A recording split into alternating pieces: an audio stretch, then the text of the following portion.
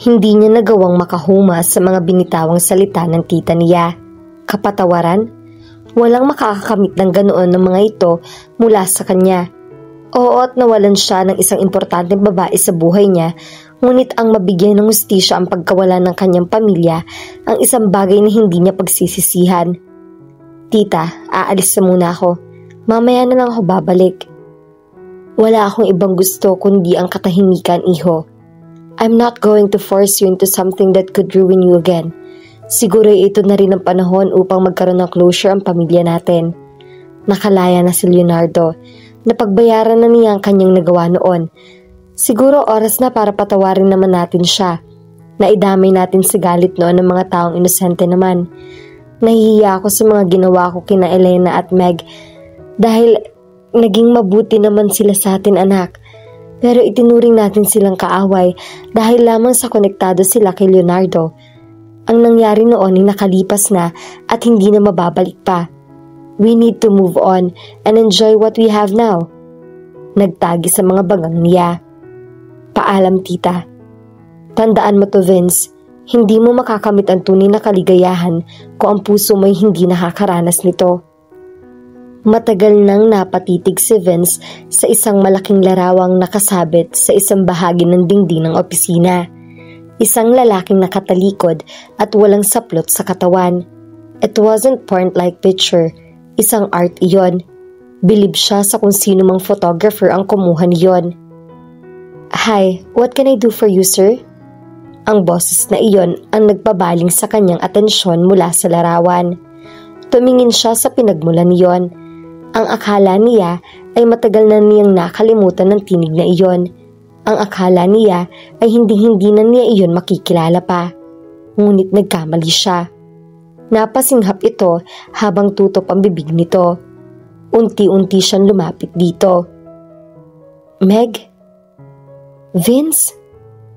Ako nga. Kumusta na, Meg? Tulala ito nang nakatingin sa kanya. Bahagya pang nakabuka ang bibig nito. Ngayong nasilayan niya ng tuluyan ng buong mukha nito, hindi niya maitatangging maganda nga ito. Mas maganda pa sa nai-imagine niya noon. Fine, anong ginagawa mo rito? Tumawa siya. Binibisita ang isang kaibigan. 10 taon din tayong hindi nagkita. Hindi ba tamang kamustahin naman natin ang isa't isa? For old time's sake. Maganda ang opisina mo and nice photos too. Thanks. Oh, where are my manners? Maupo ka muna, Vince. Vince, pagtatama niya. Umupo siya sa opposite side na sofa. Sila lamang dalawang nasa loob ng maliit na living room. Sorry, nasanay lang ako noon. Ayoko nang ungkatin pa ang nakaraan. Bahagyang tumaas ang isang kilay nito sa tinuran niya. Hindi nga ba? Alam ko ang rason kung bakit ka nandito. Iyon ay dahil gusto mong ipamukha sa akin ang nakaraan, right? I'm not that stupid to buy your excuse. Sige, murahin mo ko. Gawin mo ang gusto mong gawin, pero wag mo nang idamay ang pamilya ko. Tumawa siya ng pagak. I'm sorry to burst your bubble, honey. Matagal ko nang ibinaon sa limot ang mga taong inilagi ko rito sa Pilipinas, including the people involved. Nandito ako para ipaalala sa iyo ang nangyari 2 weeks ago. Namilog ang mga mata nito. Ano bang pinagsasasabi mo? Naalala mo ba ang matamis na halik na yon? Naaliw siya sa discomfort na mukha ng dalaga. Bigla itong tumayo. Umalis ka na, Mr. Trinidad. Ang ayoko sa lahat ay yung binabastos ako. Tumayo na rin si Vince habang nakangisi pa rin. Lumapit siya rito. Humakbang ito paatras hanggang sa mapasandal ito sa pader. Hinawakan niya ito sa mga balikat. Afraid? Bakit naman ako matatakot? Nakatanaas noong sinalubong nito ang kanyang paningin. Looking at her eyes, isa-isa parang nag-flashback sa isip niya ang nakaraan. I'm useless. I couldn't even punch him. I couldn't even protect you. What's wrong with me? Stop it. There's nothing wrong with you. Huwag mong sisihin ang sarili mo. Wala kang kasalanan. You made me feel alive again, but at the same time, you made me feel vulnerable. Dahil nakadepende sa'yo ang buhay ko. I can't live without the Meg in my life. Dahil sa mga eksenang bumalik sa mga alaala niya, ay nabitawan niya ang dalaga at wala sa sariling nagmamadali siyang lumabas ng kwartong iyon. Nakatiim ang mga bagang na nilisan niya ang babaeng nagdulot ng sakit sa buhay niya. Huminga ng malalim si Meg nang makalabas ng opisina niya si Vince. Noon lamang niya napagtantong kanina pa niya pinipigil ang kanyang hininga. God, mahal na mahal ko pa rin siya. Dahil sa realisasyong iyon ay naramdaman na lamang niya na basa na ng mga luha ang kanyang pisngi. Impit na napahikbi siya habang unti-unting dumadalos-dos. Kahit kailan ay hindi nawala ang pagmamahal na iyon, ngunit ang minahal niya ay ang binatang bulag noon na sinuklian din ng kanyang pagmamahal. Ang Vince na nakaharap niya ngayon ay isang estranghero. Pwede ba akong pumasok, anak? Tumayo si Meg mula sa kinauupuang swivel chair at pinagbuksan ng pinto ang mami niya. Nagkalat ang ilang mga pirasong nalamukos na papel sa ibaba ng kanyang kama habang puno naman ng mga iyon ng kanyang trash can. Gusto niyang ubusin ang kanyang oras sa trabaho dahil ayaw niyang mabakante, dahil tiyak na iyong oras na mangyayari iyon, may iisip lamang niya ang taong ayaw niyang isipin pa. Dahil wala namang patutunguhan ang kanyang nararamdaman sa binata. Palagi nitong ipinapaalalang nakaraan at siya ay patuloy na nasasaktan oras na ungkatin pa iyon. Kamusta? Umupo ang mami niya sa gilid ng kama. Ma'am, tinanggap ko na po ang ibinibigay na new assignment sa akin. Tumawag sa kanya kanina ang kanyang boss at inalok siya ng i-cover ang naganap na gera sa pagitan ng dalawang bansa sa Middle East. Kahit hindi na niya sakop ang naturang lugar, nagbabaka sakali ang kanyang boss kung pwede siya, dahil nataon naman na break niya sa taong iyon. Masyadong mahirap ang trabahong inaalok nila. Mamamatay ako sa pag-aalala sa'yo. Napangiwi ang mami niya. Mom, nasa tamang edad na ako. Kaya ko nang magtrabaho at walang mangyayari sa akin. Paano si Kenzie? Hindi mo man lang ba isipin ng bata? Tuwing aalis ako, anak ko palaging nasa isip ko. Kaya nga ginagawa ko ito para sa kanya. Alam niyo namang ayokong umasa lang sa kita ko sa The Capture. At isa pa, narito na sa bansa si Vince. Ayokong isipin niya na hindi ko nagbibigay sa anak ko ang gusto niya. Bahagya itong natigilan. Bumalik na pala siya. Alam na ba niya tungkol sa bata? Umiling siya. Kaya nga magtatrabaho ako para wala siyang masabing pinababayaan ko ang anak niya. Anak, napakadelikado ng trabaho mo. Aalis pa rin ako sa ayaw at sa gusto mo, ma'am. Pinal na sagot niya. Walang nagawa ang mami niya kundi punasan na lamang ang nagbabadyang luha sa mga mata nito. Nag-iwas siya ng tingin. Kailangan niyang ipakita ditong determinado siya sa kanyang desisyon. Mami, sasama ako sa'yo. Nasa departure area na sila ng airport at ayaw pa rin bumitiw kay Meg ng anak niya. Baby, babalik din naman si mami eh. Masuyong wika niya rito habang yakap ito ng mahigpit.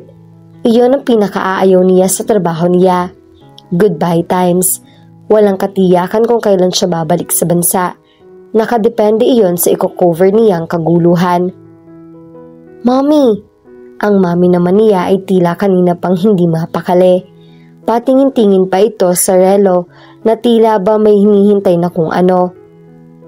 10 minutes na lang, ma'am. Dapat paglabas nyo rito ay nandun ang inyong sundo. Maghintay ka lang muna, iha.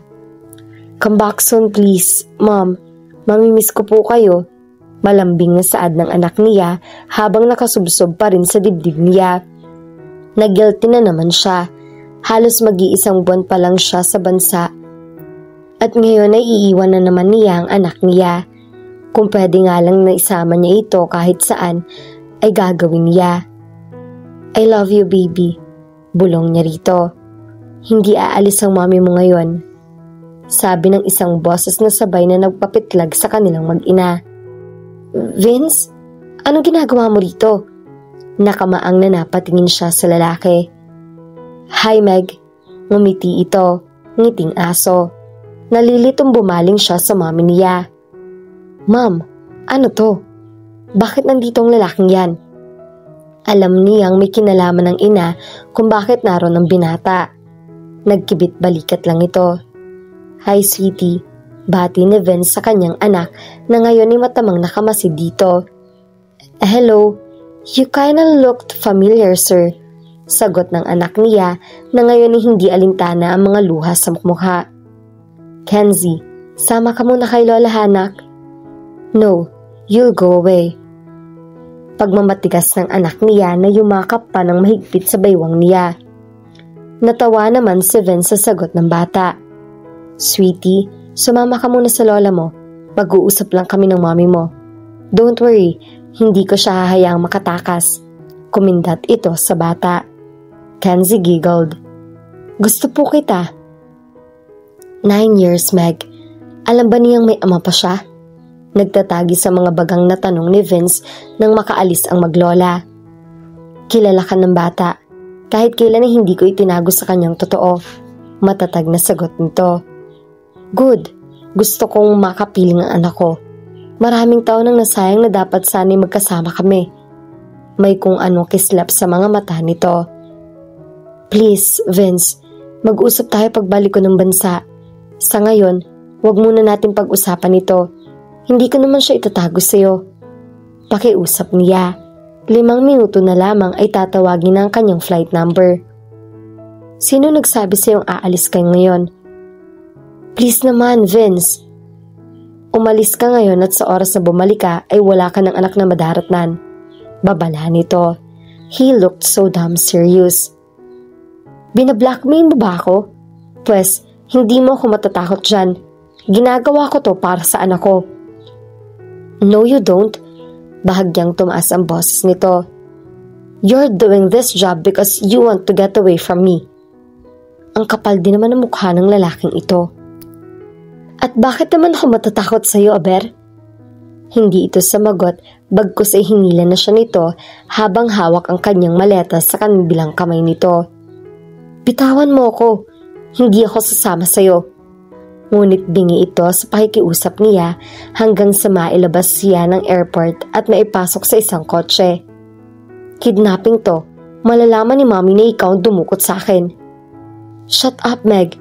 Huwag ka na magsalita or else... Or else what? Hamon niya rito.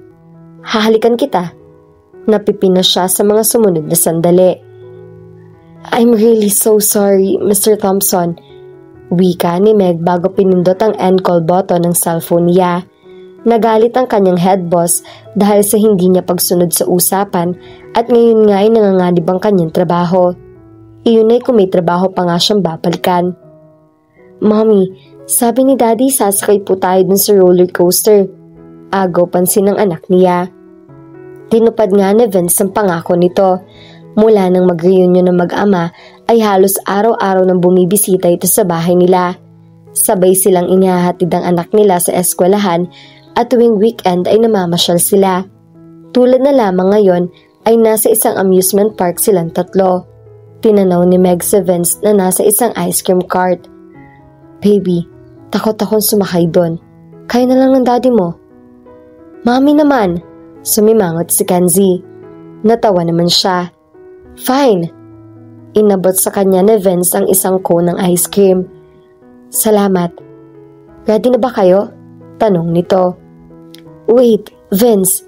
Hindi ko talaga kaya sumakay ng roller coaster. Kayo na lang. Panonoorin ko na lang kayo. Tanggi pa rin niya. Takot talaga siya sa matataas.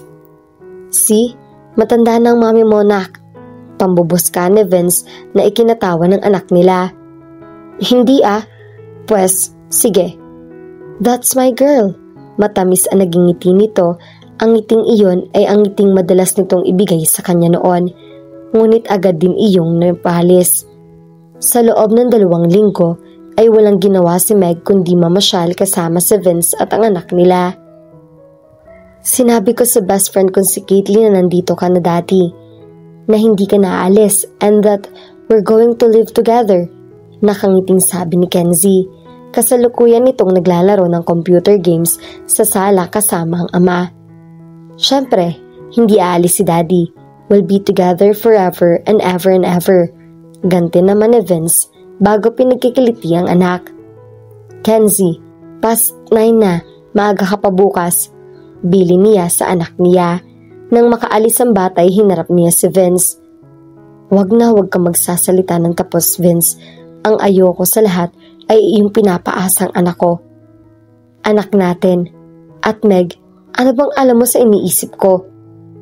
Alam kong aalis ka ng bansa at wala akong pakialam kung kailanman iyon. Please, wag mong idamay ang anak ko sa laro mo.